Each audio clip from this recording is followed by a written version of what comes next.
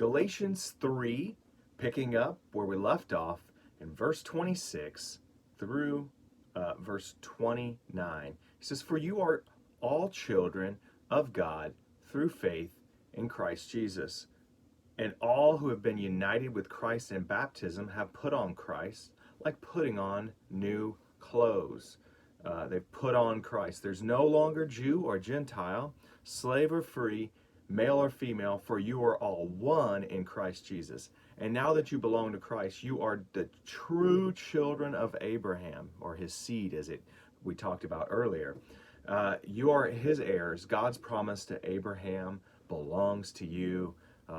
Great finishing out chapter 3 here. He continues on in chapter 4, is actually still part of the same segment, so we're going to continue with that in our further ones. But what he's saying here is just simply restating the case that we are God's children through faith, that we become children of God through our faith in Jesus Christ, that it doesn't just, we're not just born children of God. And sometimes we like to say that, and that's kind of a pithy thing, like we're all God's children.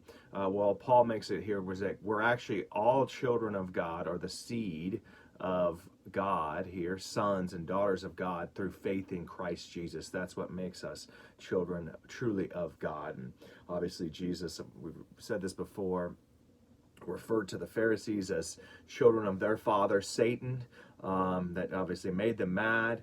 When we live in sin, Satan, it becomes our father, or our family that we're a part of. He says we've been united with Christ in baptism, and we put on Christ like put on new clothes. This is the being robed in righteousness, being clothed. When God looks at us, he sees us rightly in Christ. And he's saying there's no longer Jew or Gentile. That was a true break within the Jewish people, that they looked at like, if you weren't Jewish, totally fully Hebrew believer, you weren't right. And so what he's saying is like God tore down that real division. What was another division? Slave or free. Obviously, it was better for them. They said it was better to be free than to be slave. He said that doesn't matter anymore. Male or female. Whoa. I mean, now Paul's really hitting it home here when he says that there's no Jew or Gentile. That this dividing line is gone. The slave or free dividing line is gone. The male or female dividing line is gone. And obviously, this can be a bit of mentioning slave here can be a bit of, obviously today, and what we're talking about in our society, you can look and be like, well, why didn't Paul condemn this? Obviously, that was the culture of the day. He wasn't condoning it. He was describing it. And often we can fall into the trap of realizing that when something is described, it doesn't mean that it's prescribed. So it's descriptive, not prescriptive. In other words, he wasn't saying like, hey, yeah, you should have a slave. And he talks about that. And it's obviously something complex for us today. But what we have to realize is that Galatians and all the books that Paul wrote, the epistles, were all letters to the churches. And so they were addressing something that was happening in their day and their age. And it doesn't address everything everywhere. He's addressing them.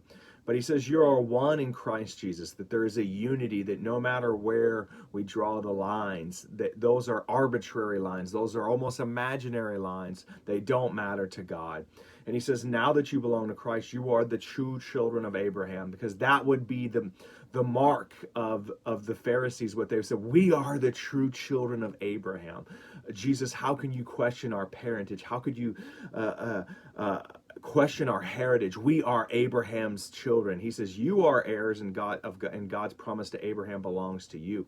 Not because of anything you've done, but because you belong to Christ. You're in Christ. You're true children of Abraham because you are one. You've put on Christ, like putting on new clothes, and that we are children because of our faith in Christ Jesus. Not by anything else we've done. We are children of God based on his sacrifice. Well, I hope this has been helpful to you in some way. Like, share, comment, and subscribe. Have a great day.